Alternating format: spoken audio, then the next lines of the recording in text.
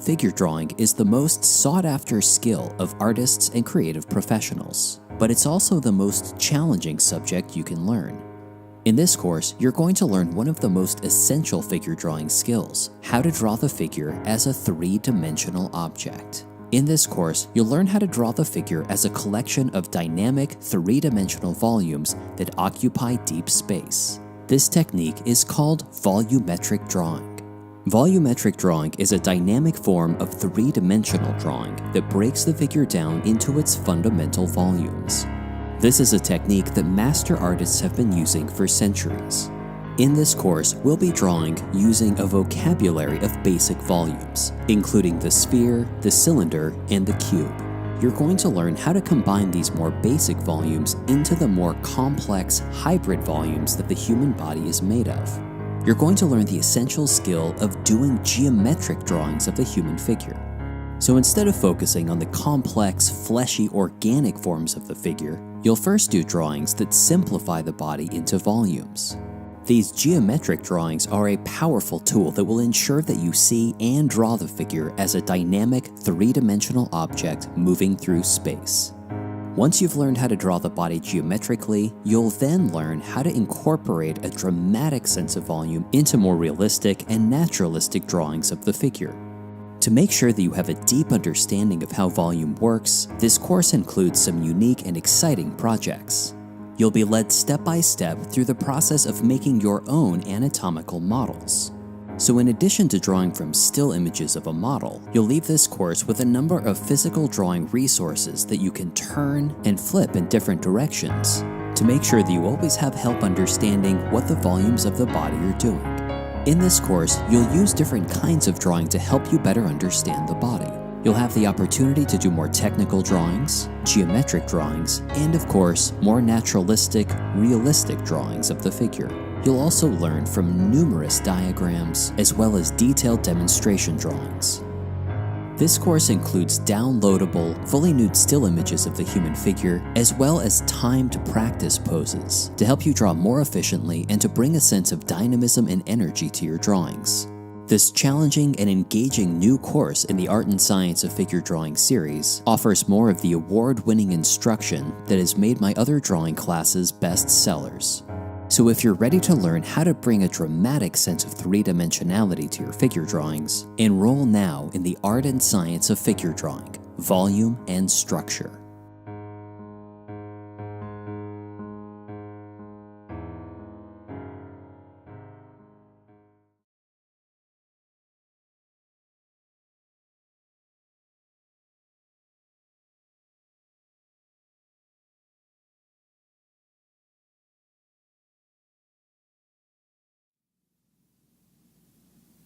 Welcome to the Volume and Structure course in the Art and Science of Figure Drawing series. I'm your instructor, Brent Eviston. Volumetric drawing is a dynamic form of three-dimensional drawing that breaks the figure down into its most fundamental volumes. When doing volumetric drawings, you'll draw using a vocabulary of volumes, including the cylinder, the sphere, and the cube. In this course, you're going to learn how to combine these more basic volumes to create more complex hybrid volumes that better describe the forms of the human figure. By understanding and drawing the figure in terms of its volumes, you'll bring a heightened sense of three-dimensionality to your drawings. Volumetric drawing has been used by master figurative artists for centuries, and it's still used today by master artists as well as creative professionals in numerous fields. Now before we get to the lessons, I want to introduce you to the course, talk about how it works, and cover some key concepts that you need to understand before you get started. Now if you're enrolled in this course, you've probably taken some of my other courses in the Art and Science of Drawing series or the Art and Science of Figure Drawing series. But if not, here's how these courses work. Every day, you're going to watch one video lesson that includes lectures, demonstrations, diagrams, and photographs. Once you've watched the lesson, you're going to do the recommended practice. Once you've done with the practice, come back and you're ready for the next lesson. Now in these courses, it's important that you understand that I'm giving the minimum amount of practice. One of the best things you can do to increase your rate of improvement is to double, triple, or even quadruple the amount of practice you're doing. Beyond good instruction, practice is the most important component for getting good at figure drawing. Now I want to be clear about this. This is not a beginning drawing course, and this is not even a beginning figure drawing course. So if you're in this course, I'm going to assume that you have a decent foundation in more basic drawing skills, including how to craft basic volumes, how to shade basic volumes, how to measure a subject and determine its proportions, and how to describe a form using dynamic mark making and contours. I'm also going to assume that you've taken my gesture course, which is the first course in the Art and Science of Figure Drawing series. This volume and structure course is the second course in that series. In this course, we're going to be building on a lot of the ideas that I talked about in the gesture course. So although there's no requirement that you've taken these other courses, I would highly recommend taking the gesture course before you take this course. But if you haven't taken these other courses and you already have a strong foundation in basic drawing skills as well as gesture drawing, and you want to go ahead and take this course, that's fine too. Throughout this course, I'm going to be giving you reminders on which courses you can revisit to refresh the skills necessary to be successful in this course. Now, because I'm assuming that you've already taken some of my basic drawing courses as well as the gesture course, I'm going to assume that you already have some materials that you're comfortable using and a setup that you figured out that works for you to watch these video lessons and draw from the practice images. For the most part, I'm going to be using the same materials that I've used in previous courses, including oil-based colored pencils, 18 by 24 inch drawing paper on a drawing board. I'm going to be using some clips, I'll be using a kneaded eraser, and I'll be sharpening my pencil just using a basic electric pencil sharpener. But as always, the materials that you use are pretty open. If you found something that works for you that differs from mine, that's great. Remember, the concepts that I'm teaching are fundamentals. These concepts work with all kinds of different materials. Really learning the ideas that I'm presenting is much more important than using any particular kinds of materials. Now, just like the gesture course, this course comes with some timed practice reels.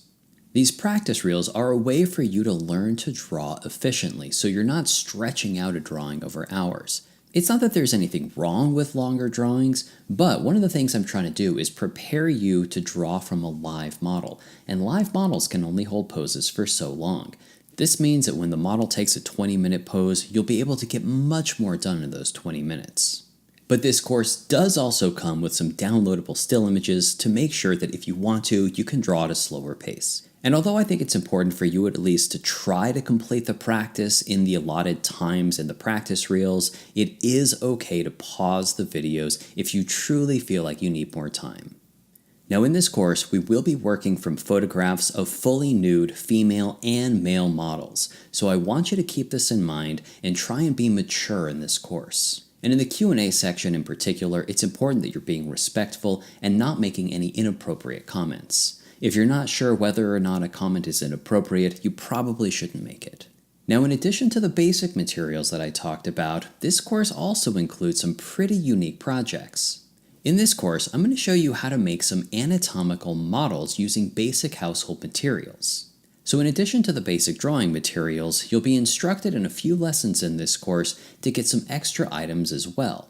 For these special projects, you'll be asked to get scissors and some eggs. But I'll talk more about the materials necessary when we get to those projects. So in this course, you're going to be doing traditional drawings, geometric drawings, you're going to be working with some physical objects to create some three-dimensional anatomical models, and you'll be doing a little bit of technical drawing. So during the technical drawing process, you'll see me using a straight edge and a T-square. These are optional materials, but it can make this process easier. And remember, for all of these special projects, I'm going to lead you step by step through them to make sure you really understand what to do. So with all of this in mind, let's explore some of the key concepts that you need to understand before you start the lesson.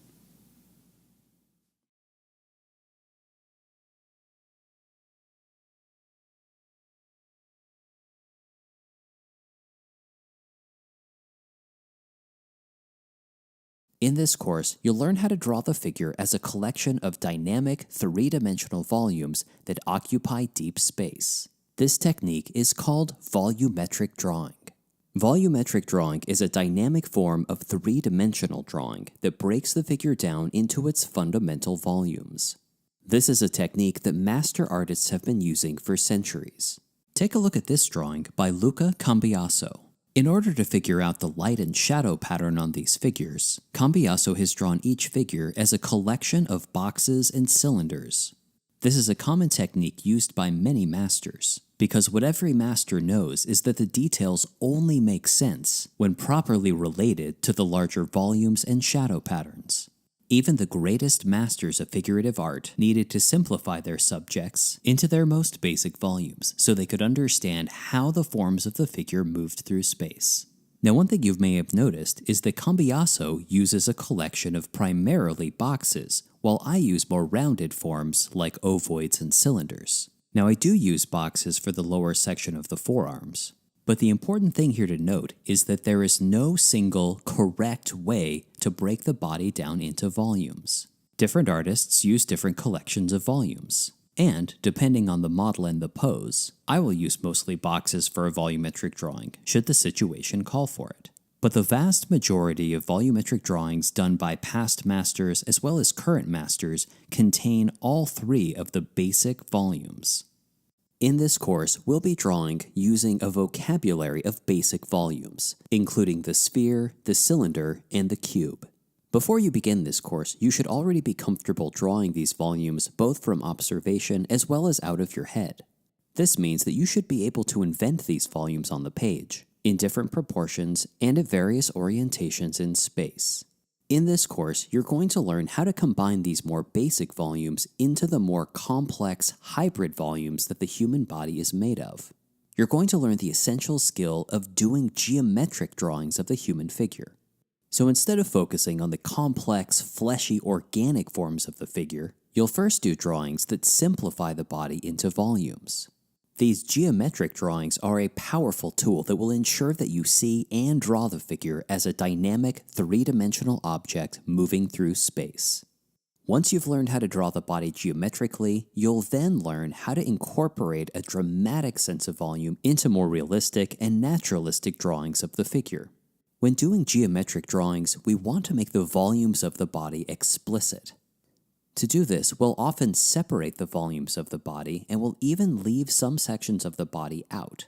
By removing slices from the body, we can better see the specifics of the volumes that it's made up of. To make sure that you have a deep understanding of how volume works, this course includes some unique and exciting projects. You'll be led step by step through the process of making your own anatomical models.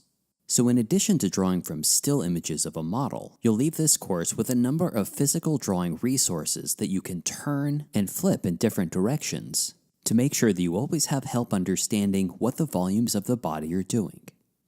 Well, congratulations on enrolling in this course. I'm thrilled that you're here. So when you're ready, let's begin the first lesson.